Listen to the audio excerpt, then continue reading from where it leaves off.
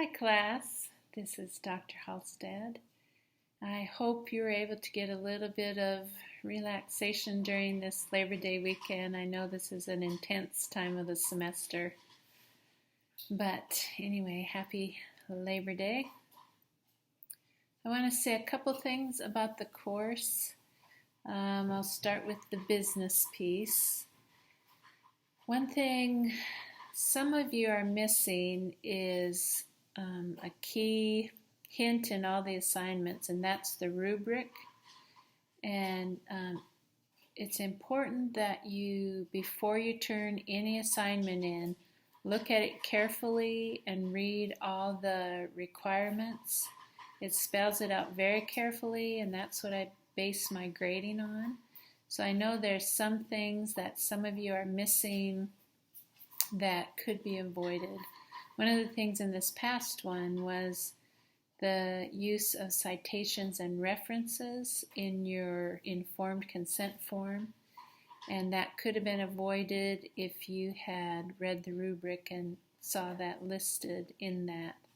So just for your good and getting the best possible grade you can, be sure to look at that.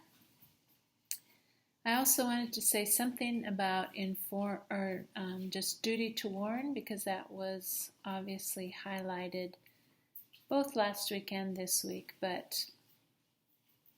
or primarily last week.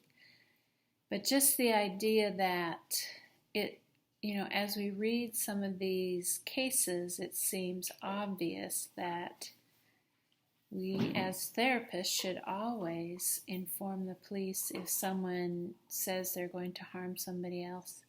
It's not always that cut and dried, and you'll find as we continue looking at the material that there's a lot of gray area, so it really takes a lot of good judgment and consulting with others and a supervisor and just covering your bases as much as you can. And that's one of the takeaways I hope you'll get from this course, is just doing your best to cover your bases, and if something happens, then you have this trail, paper trail or conversation trail that shows that you've been doing everything you can.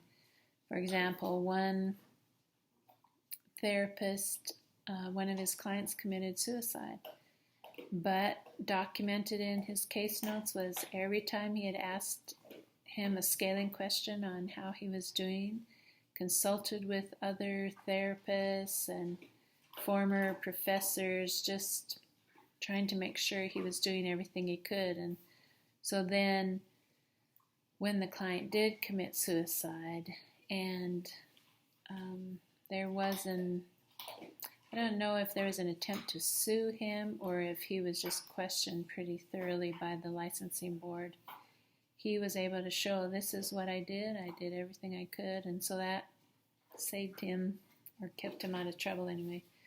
Another thing in terms of the duty to warn, just an example to give you about that, I had a client who, she and her husband were the couple was my client, but I saw them for quite a while as a couple and could not figure out. There was something missing that I just could not figure out. And they were both seemingly very competent, confident, articulate people, but there was definitely a parental role, with the husband being in the